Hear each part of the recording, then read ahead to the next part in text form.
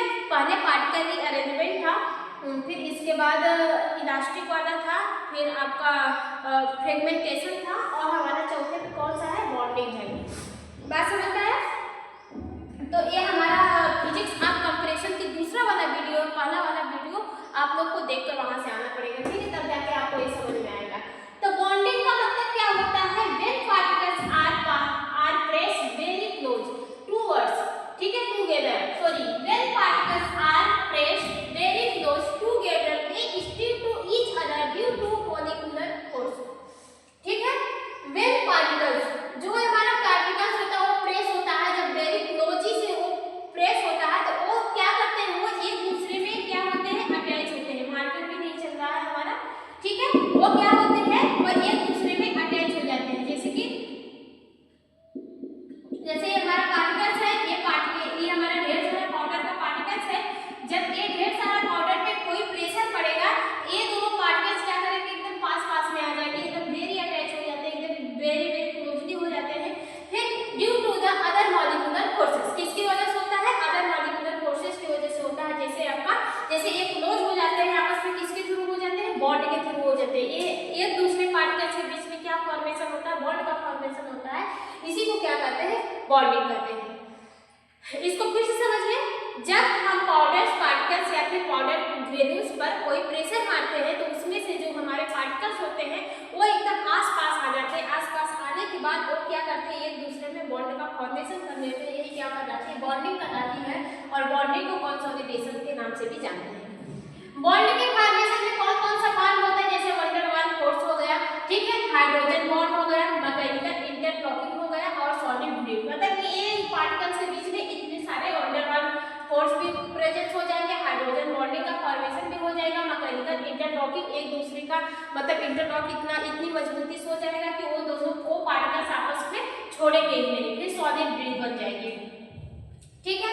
Bond strength directly proportional to the concentrations are between particles, ये जो bond strength है directly proportional होता है कांटेक्ट आर बिटवीन पार्टिकल्स, मतलब कि जितना ज्यादा पार्टिकल्स का कांटेक्ट होगा, जितना ज्यादा पार्टिकल्स आपस में पास पास होंगे, उतने ही ज्यादा बॉन्ड की फॉर्मेशन होगी, मतलब कि बॉन्ड का स्ट्रेंथ उतने ही ज्यादा रहेगा, ठीक है। जैसे कि आप यहाँ पे एक रस्सी दे दीजिए, यहाँ पे एक तीन काट लीजिए, यहाँ पे अगर यहाँ पे बांधेंगे तो यहाँ पे क्या होगा, आपका धागा टाइट बनेगा, लेकिन यहाँ से लेकर यहाँ तक अगर आप तीन बार के रस्सी बांधेंगे तो आप देखेंगे कि उसमें थोड़ी सी लूजनेस आ जाती है। तो ऐसे हमारे पार्टिकल्स में भी होता है, जो हमारे ड्रग के, जो हमारे टैबलेट के जो पार्टिकल्स होते हैं, जो ग्रेन्यूल्स होते हैं, वो जितना पास में रहेंगे उतना ही उन दोनों के बीच में बॉन्डिंग का फॉर्मेशन होगा और टैबलेट की स्ट्रेंथ उतना ही बढ़ेगी, ठीक है। Energy distribution during compression, compression करते टाइम एक टैबलेट पे कंप्रेशन मतलब कि एक टैबलेट के ग्रेन्यूल्स को सॉलिड पार्ट में कन्वर्ट करने के लिए या फिर टैबलेट शेप में लाने के लिए उसमें कंप्रेशन करना पड़ता है। तो कंप्रेशन करते टाइम कितने टाइप की एनर्जी डिस्ट्रीब्यूट होती है और कहाँ-कहाँ पर डिस्ट्रीब्यूट होती है, उसी को क्या कहते हैं, energy distribution during compression. Compression करते टाइम जो एनर्जी होती है वो किस किस स्टेप में डिस्ट्रीब्यूट हो रही है। तो अप्लाई एनर्जी इज डिवाइडेड, जब हमारे पार्टिकल्स आपस में डिवाइड होते हैं, टूटते हैं, जब हमारे लार्ज पार्टिकल्स आपस में टूटते हैं तो वहां पे भी एनर्जी डिस्ट्रीब्यूशन होता है। Applied energy is divided, energy for particle rearrangement, particles को रीअरेंजमेंट करने के लिए भी वहां पे एनर्जी डिस्ट्रीब्यूट होती है।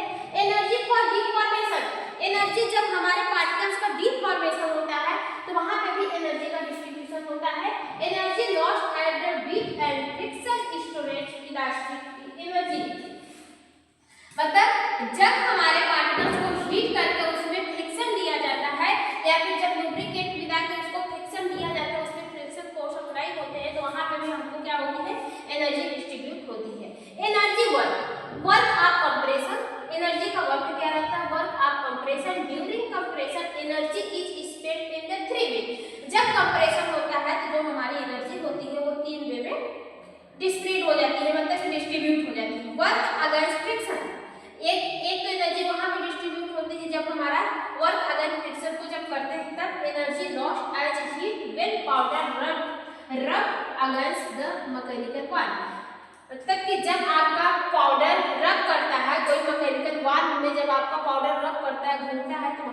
एनर्जी का डिस्ट्रीब्यूशन होता है। अगेंस्ट एनर्जी डिस्ट्रीब्यूट होती है। वर्क ऑफ डिफॉर्मेशन, जब हमारे पार्टिकल्स का डिफॉर्मेशन रीअरेंजमेंट होकर डिफॉर्मेशन होता है तो वहाँ पे energy use to change the shape of particles, तो एनर्जी जो होती है वहाँ पे यूज होती है, हमारे जो पार्टिकल्स होते हैं उसको शेप को मेंटेन करने के लिए वहाँ पे भी एनर्जी का यूज होता है। Network, the actual energy that stay in the tablet to keep the hold together, जो एक्चुअल एनर्जी होती है वो टेबलेट में स्टोर रहती है, जो टेबलेट को होल्ड करने का नाम है, जो टेबलेट के पार्टिकल्स एक दूसरे में अटैच होते हैं उसको होल्ड करने का काम करती है कौन सी, नेटवर्क एनर्जी। ठीक है, तो अभी बहुत सारा बचा है, आगे हम लोग देख लेते हैं। फिर क्या है, फिर इसमें है force and time. In physics is not just about how much force you apply but also how long you apply it. मतलब फिजिक्स जो होती है, इन फिजिक्स हमारी ये कहती है कि जब हम एक टेबलेट को बनाते हैं उसमें जितना फोर्स अप्लाई होता है और वही फोर्स कितने लॉन्गर तक अप्लाई रहता है, उसी को फिजिक्स क्या करती है, आइडेंटिफाई करती है किसमें, फोर्स एंड टाइम में। जैसे वेन टाइम, ड्यूअल टाइम ये इंडिकेट करती है this is the time when the punch is at its lowest point as apply maximum pressure. मतलब ये इंडिकेट करता है कि जो हमारा पंच आता है और वो हमारे वाइड पे, ये हमारा क्या है, पंच है और ये हमारी क्या है, वाइड है। ये पंच हमारे वाइड पे लगते समय, लोएस्ट आते समय और इस पे लगते समय कितना टाइम दे रहा है और उस टाइम में कितना प्रेशर इस पे लग रहा है, हमारे जो ग्रेन्यूल से जो पाउडर है उस पे कितना प्रेशर लग रहा है, उसी को किस नाम से जानते हैं, वेट टाइम के नाम से जानते हैं। ठीक है, फिर why it matter, some powder need more time for the force bonding, कुछ ऐसे पाउडर होते हैं जो बहुत ही ज्यादा टाइम लेते हैं किसके लिए, बॉन्ड को फॉर्मेशन करने के लिए। मतलब कि जो ये हमारे पार्टिकल्स होते हैं, ये इसमें कुछ ऐसे पाउडर भी होते हैं, इस पार्टिकल्स के बीच में जो बॉन्ड का फॉर्मेशन होता है उसमें काफी लॉन्गर टाइम लेते हैं। If the machine run too fast the when time, अगर मशीन रन करेगी, बहुत ही फास्ट रन करेगी, तो जिसका उसका जो वेट टाइम होगा वो बहुत ही शॉर्ट होगा। ठीक है, मतलब कि अगर मशीन आपकी रन करेगी फास्ट, ये जो पंच इस पे आ रहा है, वाइट पे लग रहा है, टैबलेट हमारे फॉर्म हो रहे हैं, उस समय आपकी मशीन जो है वो बहुत ही फास्ट रन करेगी, तो जो आपका वेट टाइम होगा वो ये आपका जो वेट टाइम होगा वो क्या होगा, बहुत ही कम हो जाएगा, शॉर्टेस्ट हो जाएगा। And the tablet will be soft और ब्रेक इजी, और हमारा जो टैबलेट होगा वो बहुत ही सॉफ्ट बनेगा और इजी से वो क्या होगा, ब्रेक डाउन हो जाएगा, मतलब कि टूट जाएगा। ठीक है, फिर इसके बाद क्या है, मैकेनिकल मॉडल्स, मैथमेटिकल मॉडल्स, ये किसको इंडिकेट करता है, हेकल्स प्लॉट को। किसको इंडिकेट करता है, हेकल प्लॉट्स। तो देखते हैं, to study how a powder behave under pressure, science use the Heckel equation. मतलब ये उसकी स्टडी होती है जब हमारा पाउडर हाई प्रेशर के नीचे जाता है। ठीक है, मतलब जो हमारा हेकल स्टडी होती है वो ये आइडेंटिफाई तब स्टडी की जाती है जब हमारा पाउडर हाई प्रेशर के पास जाता है, मतलब कि जब हमारा पंच हाई प्रेशर से पाउडर पर वाइट पर गिरेगा तो एक टैबलेट फॉर्म करेगा, तो उसी के बीच में यहाँ पे हमारे साइंस लगती है। ठीक है, mechanical process science use to Heckel equation, वहाँ पे ये हेकल इक्वेशन यूज होते हैं। It tell us a powder is plastic orbital, ये बताता है कि अगर हमारा प्लास्टिक बेटर है, ठीक है, powder it tell is plastic better, अगर आपका ये बताता है कि अगर आपका जो पाउडर है उसमें प्लास्टिक फॉर्म हो रहा है, इलास्टिक फॉर्म होगा तो पाउडर आपके टूट जाएंगे, लेकिन अगर वहाँ पे प्लास्टिक फॉर्म होता है तो वहाँ पे ये इक्वेशन अप्लाई होगा, कौन सा, ये वाला, in 1/1D equal to K dot P plus A। तो वेयर यहाँ D क्या है, relative density of the tablet, P क्या है, अप्लाइंग प्रेशर, K क्या है, the slope of the line a higher. ठीक है, जो K की वैल्यू है, K वैल्यू मींस होता है the powder is more plastic, ये K इंडिकेट करता है कि हमारा पाउडर कितना प्लास्टिक में है। ठीक है, इसके बाद आपका है कवाकिया इक्वेशन, कौन सा है, कवाकिया इक्वेशन।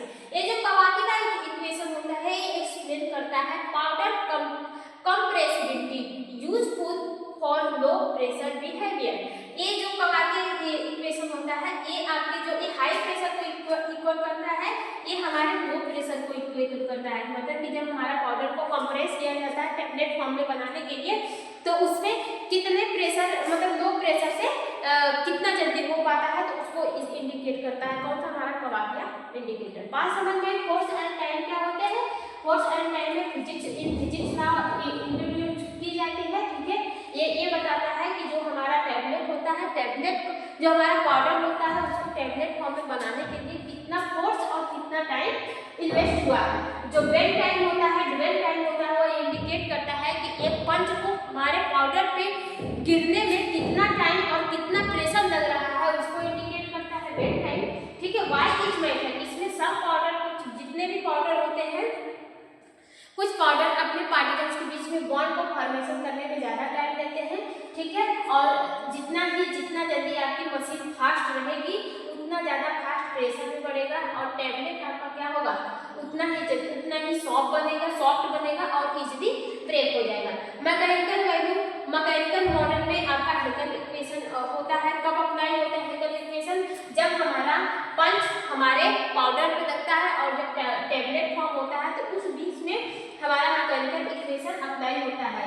अगर पाउडर आपका क्या है प्लास्टिक फॉर्म में है तो आपका इन मतलब IN इन